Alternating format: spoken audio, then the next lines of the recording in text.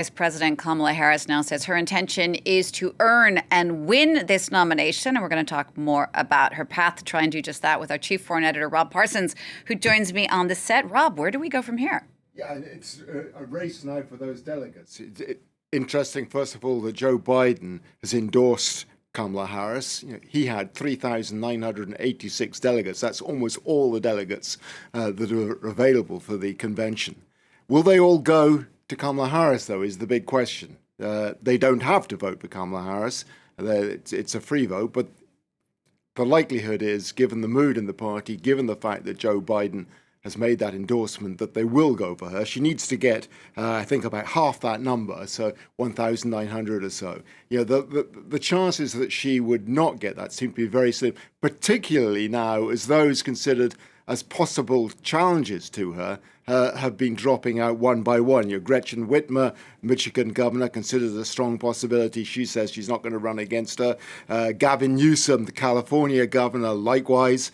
Pete Buttigieg, the transport secretary, who's known to have strong presidential ambitions, said the same. So, you can go on and on through this list of people. So it really looks at this stage as though the way is open for her. And, it has to be said, too, that, the optics of the party, not choosing the potential first black woman president of the United States would not be great.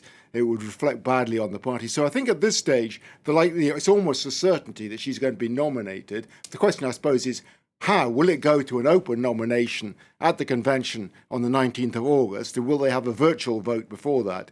That seems at the moment to be the most likely outcome. They will try and get this done by 7th of August at the latest. That will give a couple of weeks before the convention. They can get their act together, unite the party behind her at the convention, and get things moving from there. Right, because time is really of the essence. I mean, November 5th, Election Day, is just 4 months away, less than 4 months away. If Kamala Harris becomes the candidate, the real question is can she beat Donald Trump? Yeah, I think, if we go back a few months, there were many people who were seriously questioning whether she could do that. Her vice presidency has been not scintillating, let's put it that way. She for many people, she's been a disappointment. Her ratings haven't been much higher, in many cases lower than those of Joe Biden. But I think it's fair to say that over the last year or so, she has picked up. She's looked much stronger, particularly on the issue of abortion, women's rights, which has become such a strong issue in the presidential election. So she can present herself as a woman fighting for women's rights at a time when her rival, if she turns out to be the nominated candidate, Donald Trump, is trying to deprive women of those rights. So, that is a strong starting point for her to enter into the race. There are other factors as well. The fact that she is, relatively speaking, young, much younger, more vigorous than Donald Trump, which turns the whole race on its head for the Republican Party, because their whole case had been built around having Joe Biden as the rival to Donald Trump. Suddenly the rug has been pulled from beneath them on that. They have to recalibrate to start a new campaign against, one imagines at this stage, Kamala Harris. So she finds she'll be in a strong position then. There's another interesting dynamic in this as well, which will surely come to the fore, and that she is a former prosecutor. So it's going to be prosecutor against the prosecuted.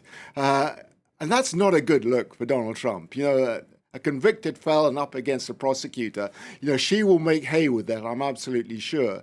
And another factor is that the dynamics of the race itself will certainly be flipped, because for the last week or so, we've been focused on Donald Trump, assassination attempt, GOP convention. Suddenly, the accent is going to be on the Democrats.